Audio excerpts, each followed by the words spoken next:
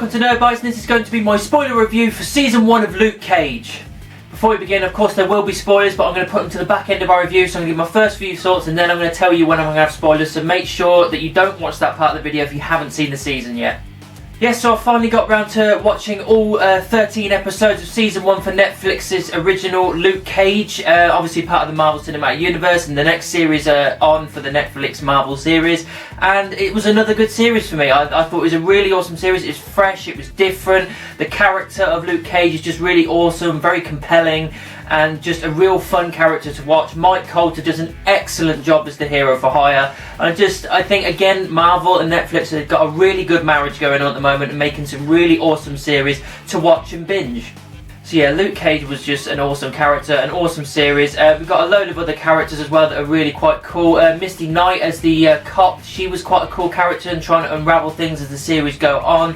The bad guys as well, Cottonmouth and Mariah Dillard. She's an attorney, he's kind of a gangster and they're cousins, and he was a really cool character as well. I really quite enjoyed him at the time that he was on the screen. She, as time went on, she developed more and more through this series and just became more of a badass as time went on, and that was really cool to watch. Shades as well, this kind of guy that works for someone else called Diamondback, which you find someone you talk about and you see later on in the series. He flips in and out. He's a pretty cool character, but he's kind of that kind of classic badass bad guy that talks a little bit weird. The kind of his pauses between his talking, but yeah, still a cool character. Claire Temple, the night nurse, she's back again. She seems to be the character that's tying all these series in at the moment, and yet she's back. She's in it quite a lot for this season as well. I mean, she's only in little bits for Daredevil and Jessica Jones, but she's a lot more focal and a lot more involved with Luke Cage, especially to the back end of the series. Yeah, with Luke Cage, he's kind of like, the one thing I quite liked about it is the fact that he doesn't really want to be a hero, but he knows that he should because of the gift that he has. And it's him having to deal with everyday life and not having a mask to hide himself. Everyone knows who he is and that kind of stuff, and people find out who he is. And it's just really a cool, compelling character. I also really liked his relationship with Pop as well, the guy that runs the barbershop. And the fact that the barbershop was like Switzerland, it was the neutral ground, no matter what side you were on with these gang wars and everything, and these drug wars, you're always neutral in that place, and that comes into play a lot there, which I'll get into the spoilers. One more thing I will quickly say as well before getting into the spoiler stuff, the music. I think the music was a real strong point of this season, and it was quite focal as well. I mean, you had loads of different acts inside the main club of the series throughout the season, and then you had some really good music over the top, especially the intro for the title and everything. Again, the music works really well for that kind of area, the Harlem area, and all the obviously the black crime, the drug lords and the gangs and all this kind of stuff going on. That entire culture, it worked really well, and I just thought it was put together brilliantly. Right, we're now going into spoiler territory, so if you haven't seen the season yet, go to the end of my review to see what my verdict is, but this is now spoiler territory. You have been warned. One thing I really quite liked, one of the episodes, was a backstory for Luke Cage. His real name, Carl Lucas. He's been framed for a crime he didn't commit, and he's in prison. He gets into the relationship of that woman that you see in Jessica Jones, and you end up seeing how he gets his powers. And it is kind of like, they don't actually say it, but the fact that it's a super soldier serum, they're trying to recreate the Captain America super soldier serum, and that's how he gets his powers. And one thing I really liked about that episode is that they showed his original costume. They pretty much got it bang on. He gets the powers, he's got his headdress and his bands on, then he runs away, finds some clothes on a washing line, a yellow shirt and trousers and everything, and he looks like Luke Cage from the comics, and he looks like an idiot. He even says it to a lot when he looks himself in the mirror on the car. He's like, "You look like a damn fool." It was cool. It was cool to see that character, and I like it when they do little nods and little tip of the caps to that kind of source material. The death of Pop as well was awful. I mean, obviously the neutral ground of his barbershop got lit up like a Christmas tree, and he got killed in the process, and it was awful. And that was the thing that spurred on Luke Cage to take down these guys and to use his powers for this kind of stuff. And it was just really shocking to see in the second episode a character like Pop die. The backstory for Cottonmouth and Mariah as well was really good. You see how reluctant Cottonmouth is to take on this kind of gang drug lord commander type person, because his family are doing it as well. His mum or whatever it is doing it, and it's just, he doesn't want to. He ends up shooting his dad as well because of it, and this is how he gets into it. And that plays in a lot later on when him and Mariah have an argument, and about her something to do with being sexually abused by her dad and all that kind of stuff. It's really quite dark stuff, and then he's like saying she wanted it.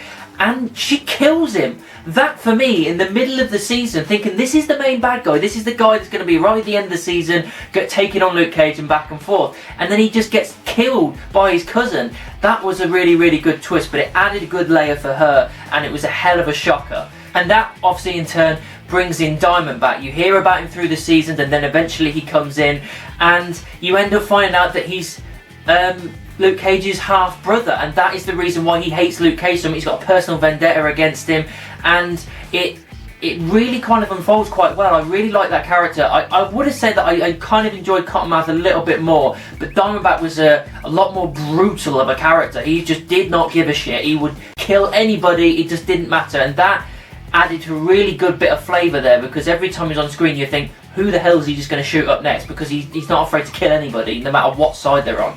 One thing we did get as well quite a lot through the series is a lot of tip of the caps and nods to Jessica Jones and the Avengers. You hear a thing called The Incident, which is obviously the Battle of New York. You get to hear like people talk about Thor or Cap or Stark or Hulk, and you know they're using it a lot more now. They're starting to intertwine a bit more. They add it very slightly in other series, but in this it's a little bit more heavy, but not too much that it takes away from it. This series is still its own thing. It doesn't need the Avengers to carry the story forward. One of the things as well which kind of humanises Luke Cage as well is the fact that the hammer tech, stuff that you've seen from Iron Man 2, these special bullets that can actually go into and explode inside your stomach, and it actually can get through his hard skin. That was a really cool layer that I didn't see coming, because now they've found a way to depower him and actually kill him, and Diamondback does use that a couple of times, and the Night Nurse has to save him, which is again a really cool thing, because seeing this indestructible person, you think, well, where can they go to make him look vulnerable? And it worked really well, and I liked it. The action scenes throughout the season as well are quite minimal. There's not too many action scenes, but when they are fucking awesome. But it's character driven. It's not action driven. Considering the fact of this Power Man, this Luke Cage guy, it's more character driven, and I really quite enjoyed seeing these characters develop, and not just him, but all the bad guys as well, with Mariah and Shades and Diamondback, and seeing all these characters, their backstories and everything develop. They're treating it as this overarching thing for all these characters, and it was pushed forward really well. The finale as well, very different to what I thought it would be. I thought again the finale would be all guns blazing, massive end, big fight between him and Diamondback, and that would be awesome. But it was kind of flipped on its head to a point. Diamondback ends up getting this suit that can actually take on Luke Cage as well, and it kind of does look like a little bit like his comic book counterpart, reasonably amount. Looks a little bit silly, but I didn't mind it so much, to be honest, because you know I've seen sillier. And they do have a big fight on the finale. They do have quite a big fight, but it's at the start of the episode, the first 10 minutes, and then after they've done that and he's beaten Diamondback and he's completely knocked out of it, Mariah gets arrested for killing her cousin, and all the stuff starts to unravel. And the final half of the episode is all of that stuff unraveling in the cop station and everything. Luke trying to clear his name for the crime he didn't commit, and all this stuff going on through the series. It's kind of just the winding down of the episode. It's not as action-packed in your face as you thought it would be. It happens at the start of that episode, and I quite liked it. It didn't get boring at any point. It was nice to kind of wind down and get all these little things tied off, and he ends up unfortunately having to go back to prison until he can prove that crime he didn't commit it. So it's cool to see how that happens. Everybody else, you know, goes off in their own directions, and he's going back to prison. So I'm kind of looking forward to seeing how the rest of the defenders are going to break him out, or if he gets out himself, I don't know. It'd be cool to see them break him out. That would be awesome. Guys, overall, I think Netflix and Marvel have done it again. They've done a really good series. Yes, it had a few flaws here and there, but you know, what thing doesn't? But overall, I seriously enjoyed this season. It's one of my favourites out of the Netflix series so far, and I think it's absolutely fair to give it 4 stars. So that's what I thought of season 1 of Luke Cage. What did you think about it? Let me know down in the comments or send me an email. You can also find me in the various social media, Facebook, Twitter, Instagram and moviepilot.com. Just type in Nerd Bites anywhere and I'm sure you'll find me. Don't forget to like, subscribe and share my videos. And of course, keep it nerdy.